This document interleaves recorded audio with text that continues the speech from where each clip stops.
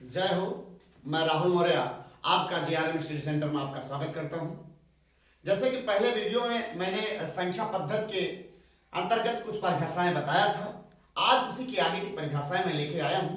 आइए उसके बारे में हम लोग जानते हैं। पहला है आपका सह अभाज्य संख्याएं, को प्राइम नंबर, यानी संख्याओं का ऐसा जोड़ा जिनके गुणनखंड में एक के अतिरिक्त और कोई गुणनखंड मैच ना करते हो, एक के अलावा और कोई गुणनखंड उभयनिष्ठ ना हो। जैसे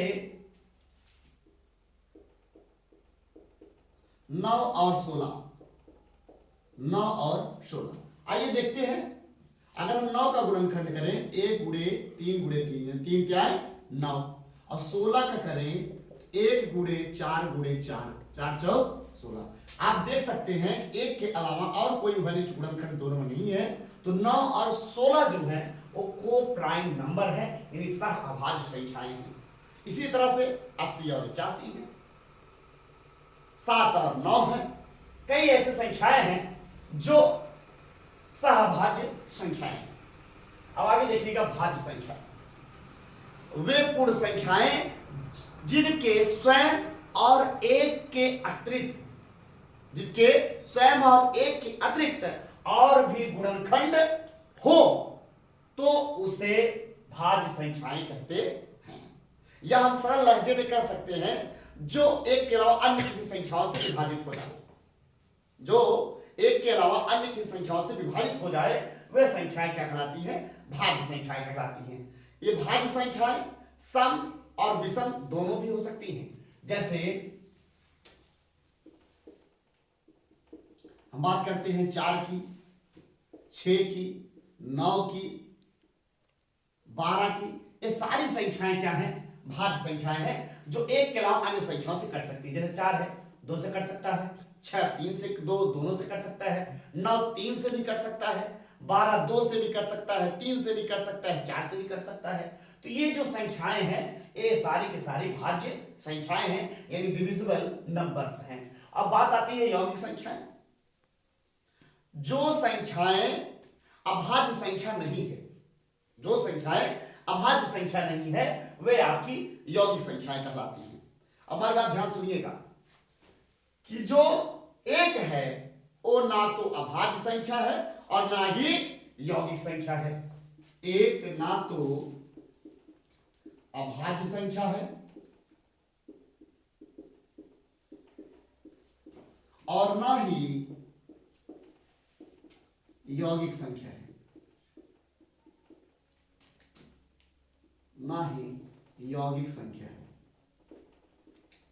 अब बात आती है परिमेय संख्या का। ऐसी संख्याएं जिन्हें p बाई क्यू के रूप में व्यक्त किया जा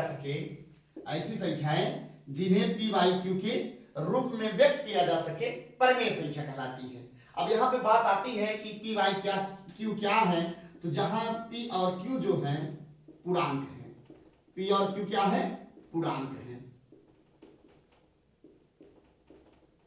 अब कौन कौन सी संख्याएं हैं जिसे p बाई क्यू के रूप में व्यक्त किया जा सकता है। जैसे आपका 5/1 है, ऋण 1/2 है, 4/5 है, ये सारी की सारी संख्याएं क्या है, आपकी परिमेय संख्याएं हैं, रेशनल नंबर्स हैं।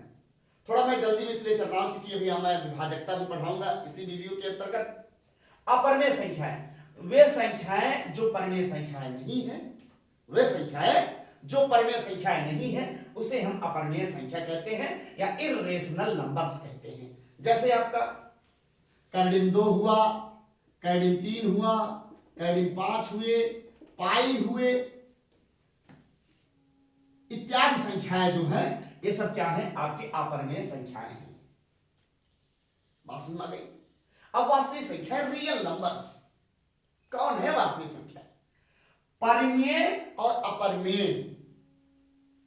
कौन से, परिमेय संख्याएं और अपरिमेय संख्याएं, दोनों की दोनों संख्याएं वास्तविक संख्याओं के अंतर्गत आते हैं। और एक बात ध्यान दीजिएगा, जो वास्तविक संख्याओं का जो वर्ग होता है हमेशा धनात्मक होता है। वास्तविक संख्याओं का जो वर्ग होता है वो हमेशा धनात्मक होता है। आप थोड़ा स्क्रीनशॉट ले लीजिए, इसके बाद हम विभाजकता पढ़ाते हैं।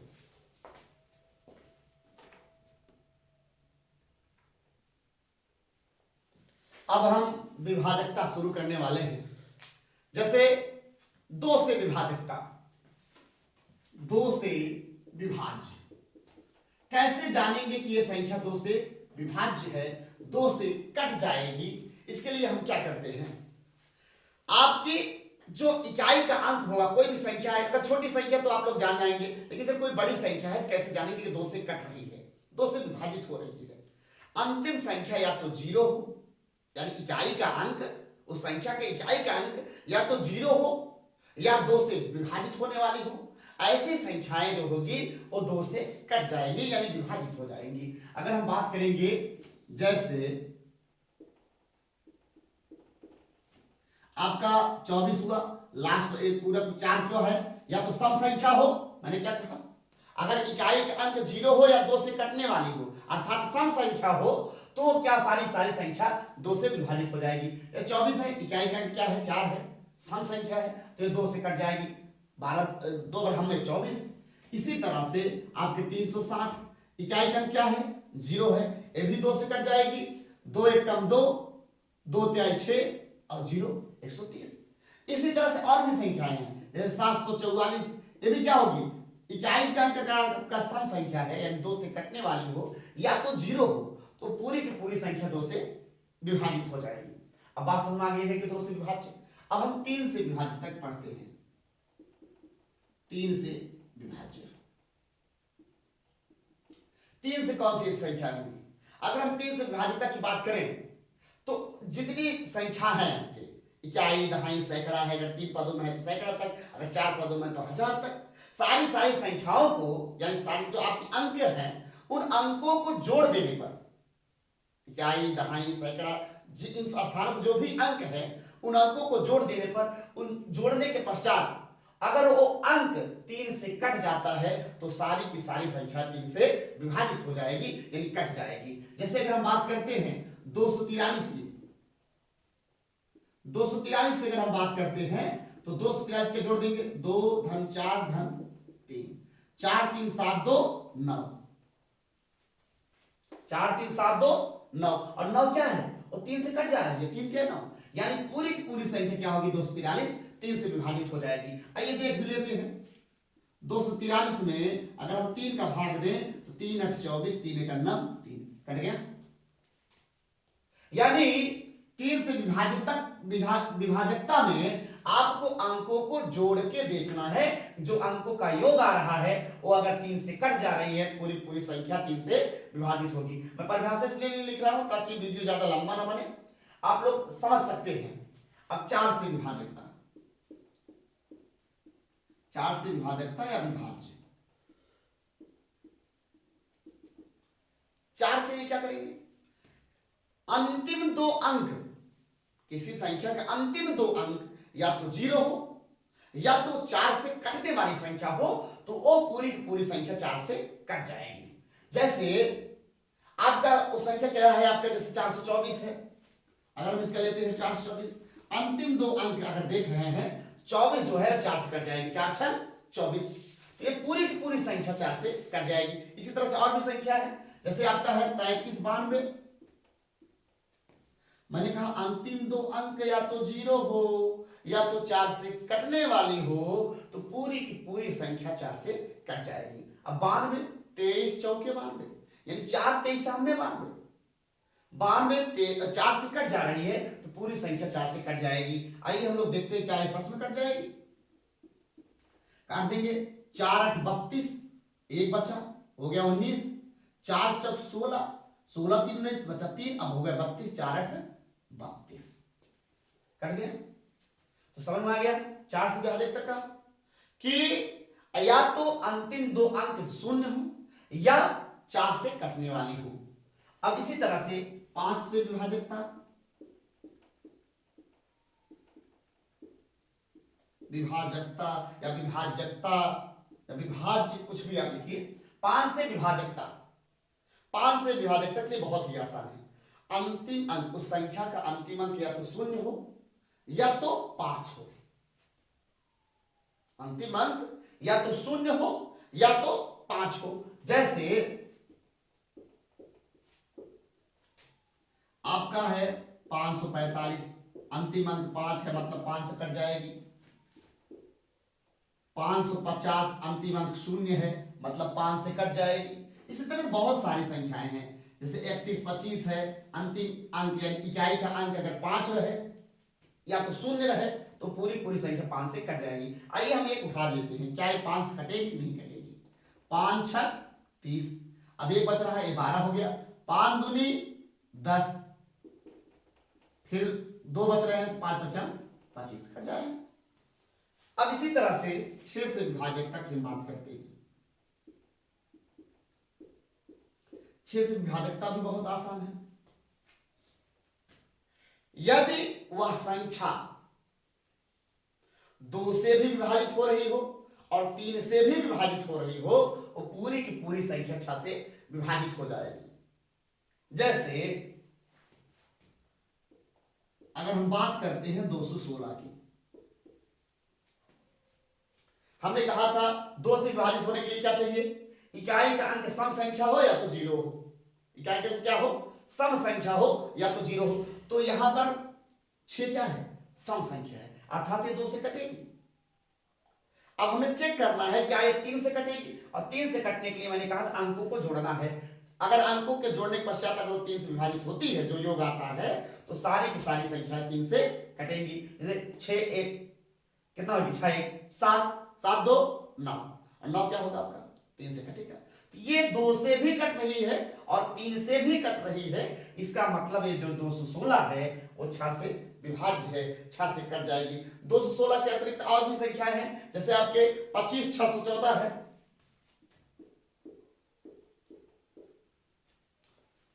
अब क्या करना है यहाँ पे? हमने कहा था ऐसी संख्या है जो 2 से भी कट जावे और 3 से भी कट जावे, वो संख्या क्या होगी? 6 से कट जाएगी, यानी 6 से विभाजित हो जाएगी। देखो बेटा, 2 से कटने के लिए अंतिम अंक यानी इकाई का अंक जो होगा वो या तो 0 रहे या तो सम संख्या रहे, और 4 क्या है? सम संख्या है। इसका मतलब ये 2 से कट जाएगी, विभाजित हो जाएगी। अब बात आती है 3 की, तो जोड़ लीजिए अंकों का योग। 4 1 5, 6 5 11, 5 16 2 18, योग कितना आ रहा है? 18। मतलब 18 3 से विभाजित हो जाएगी, 3 6 18, यानी 25 614 जो है वो 6 से विभाजित हो जाएगी। अब 7 के लिए हम बताते हैं आपको।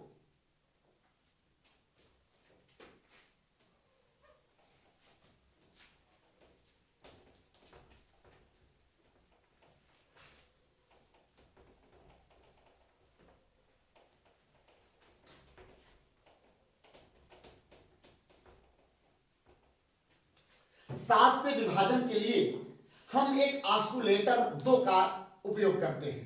कैसे? इसमें कैसे क्या होता है? जैसे कोई संख्या है 7 से विभाजकता, कोई संख्या ले लेते हैं। जैसे पहले एक छोटी संख्या लेते हैं, जैसे आपका 112 है। 112 है, कैसे जानेंगे 112 7 से विभाजित होगी? हमने कहा इसके लिए ऑस्कुलेटर 2 का प्रयोग करते हैं। क्या करते हैं इसके लिए? इकाई का अंक में ऑस्कुलेटर 2 का गुणा करते हैं, और जो सामने का शेष बचता है अंक, उसमें उसको घटा देते हैं।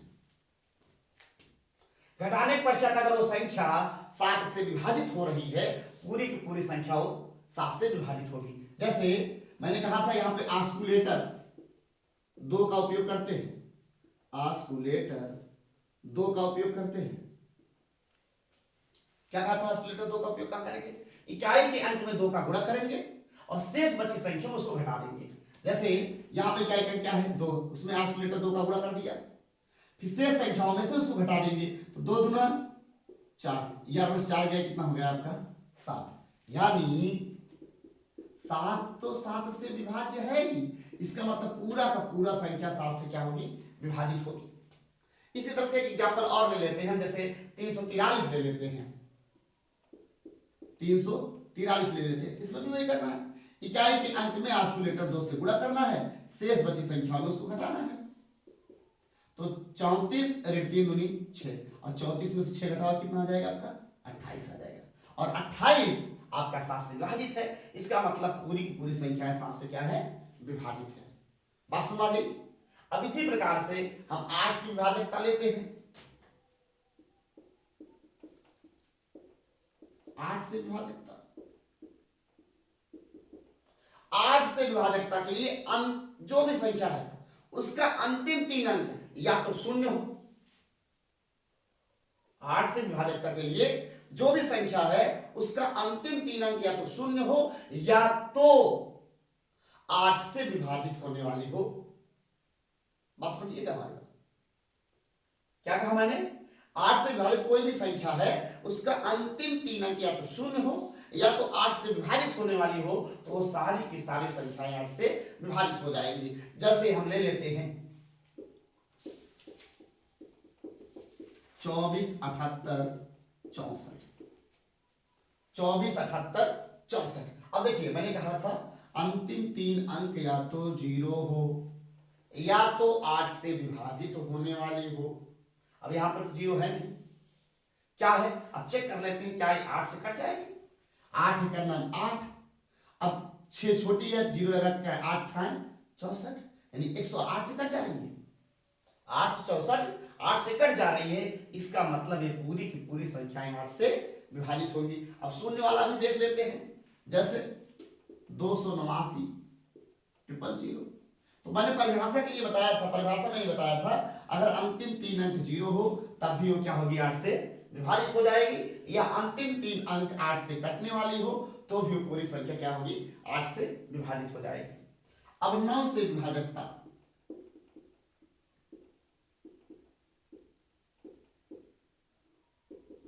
9 से विभाजकता के लिए बहुत ही आसान है। जैसे आपका 3 का नियम था वैसे 9 का भी नियम है। संख्या के अंकों का योग अगर आपका 9 से कटता है, संख्या के अंकों का योग अगर 9 से कटता है तो सारी की सारी संख्या, जो पूरी संख्या होगी, वो 9 से विभाजित हो जाएगी। जैसे मैं एक एग्जांपल ले लेता हूं, 24, 32, 43। कौन सा संख्या ले लिया मैंने? 24, 32, 43। अब आइए इन अंकों को जोड़ते हैं। 2 धन 4 धन 3 धन 2 धन 4 धन 3, 4 3 7 2 9 3 12 4 16 2 18, 18 आया इसका योग, अर्थात ये संख्या 9 से विभाजित हो जाएगी। जैसे 3 का नियम था वैसे 9 का भी नियम है। 10 का आप लोग प्रॉपर जानते ही हैं कि अंतिम में क्या होना चाहिए? शून्य होती है, यानी संख्या के अंक, इकाई का अंक जो अंतिम अंक होगा वो क्या होगा? शून्य अगर होगा तो सारी की सारी संख्या क्या हो जाएगी?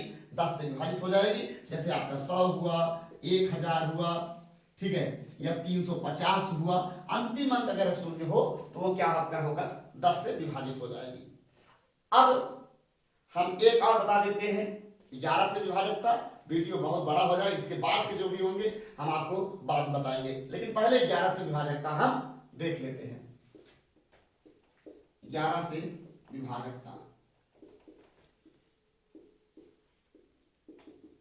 11 से विभाजकता के लिए हम जो भी संख्या है, इकाई सम के स्थान वाले अंकों का योग और विषम स्थान वाले अंकों का योग, अगर 0 अंकों के योग का अंतर अगर 0 आ जाए या वो 11 से विभाजित हो रही हो तो सारी की सारी संख्या क्या होगी? 11 से विभाजित होगी।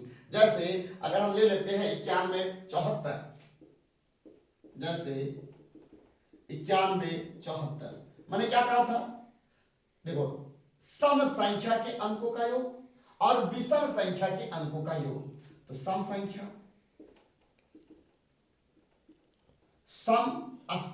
के स्थान वाले, सम संख्या के स्थान वाले अंकों वाले अंक, तो सम संख्या के स्थान वाले अंक कौन से हैं आपके? देखो, ये 1 2 3 4, यानी सम संख्या के स्थान वाला कौन सा आएगा? 2 और 4, यानी 2 धन 4, कितना आ गया आपका? 6 आ गया। अब विषम संख्या यानी 1 और 3 का स्थान वाला 9 और 7, विषम संख्या 9 और 7, 9 7 16।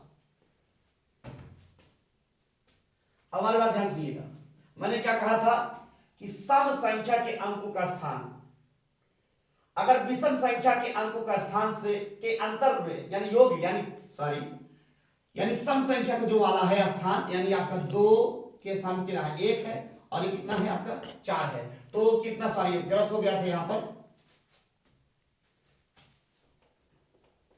गलत हो गया था थोड़ा। सम संख्या के स्थान पर कितना है 1 है और कौन है 4 है, यानी 1 और 4 को जोड़े कितना हो जाएगा आपका 5 हो जाएगा। और विषम संख्या के स्थान पर कौन है 9 है और 7 है, 9 धन 7 टोटल कितना हो गया 16। अब इसके घटाएंगे तो 16 में 5 कितना हो जाएगा 11। मैंने क्या बताया था, सम स्थान वाले अंकों का योग और विषम स्थान वाले अंकों का योग का अंतर अगर शून्य हो या 11 आवे, शून्य हो या 11 आवे या 11 से विभाजित होने वाली हो, तो सारी की सारी संख्या क्या होगी 11 से विभाजित हो जाएंगी। आज वीडियो बहुत बड़ा हो गया है, चलिए कोई बात नहीं, तब तक के लिए जय हिंद।